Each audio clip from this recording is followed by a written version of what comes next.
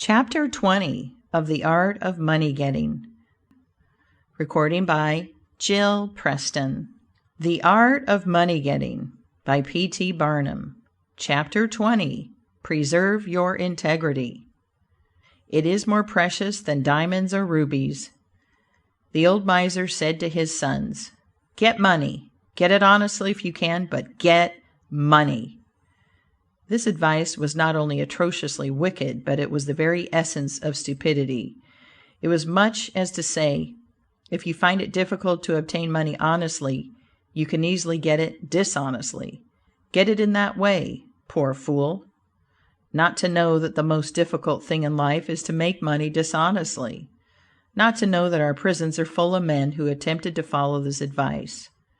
Not to understand that no man can be dishonest without soon being found out, and that when his lack of principle is discovered, nearly every avenue to success is closed against him forever. The public very properly shun all whose integrity is doubted. No matter how polite and pleasant and accommodating a man may be, none of us dare to deal with him if we suspect false weights and measures. Strict honesty not only lies at the foundation of all success in life, financially, but in every other respect. Uncompromising integrity of character is invaluable. It secures to its possessor a peace and joy which cannot be attained without it, which no amount of money or houses and lands can purchase.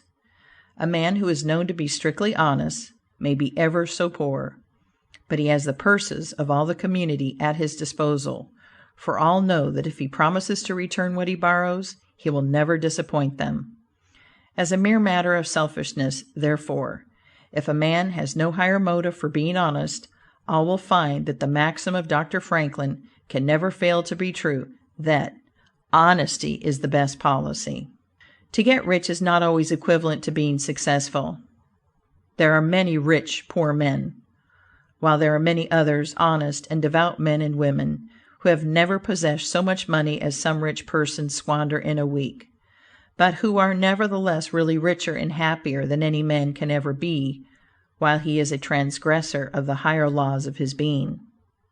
The inordinate love of money, no doubt, may be and is the root of all evil. But money itself, when properly used, is not only a handy thing to have in the house, but affords the gratification of blessing our race by enabling its possessor to enlarge the scope of human happiness and human influence. The desire for wealth is nearly universal, and none can say it is not laudable, provided the possessor of it accepts its responsibilities and uses it as a friend to humanity. The history of money getting, which is commerce, is a history of civilization, and wherever trade has flourished most, there too have art and science produced the noblest fruits. In fact, as a general thing, money-getters are the benefactors of our race. To them, in a great measure, are we indebted for our institutions of learning and of art, our academies, colleges, and churches. It is no argument against the desire for, or the possession of wealth, to say that there are sometimes misers who hoard money only for the sake of hoarding, and who have had no higher aspiration than to grasp everything which comes within their reach. As we have sometimes hypocrites in religion and demagogues in politics, so there are occasionally misers among money-getters.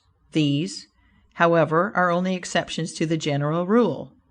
But when in this country we find such a nuisance and stumbling block as a miser, we remember with gratitude that in America we have no laws of primogeniture, and that in the due course of nature the time will come when the hoarded dust will be scattered for the benefit of mankind.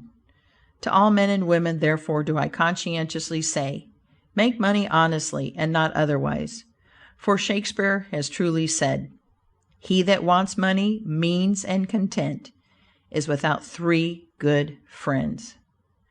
End of Chapter 20. Recording by Jill Preston. End of The Art of Money Getting by P.T. Barnum.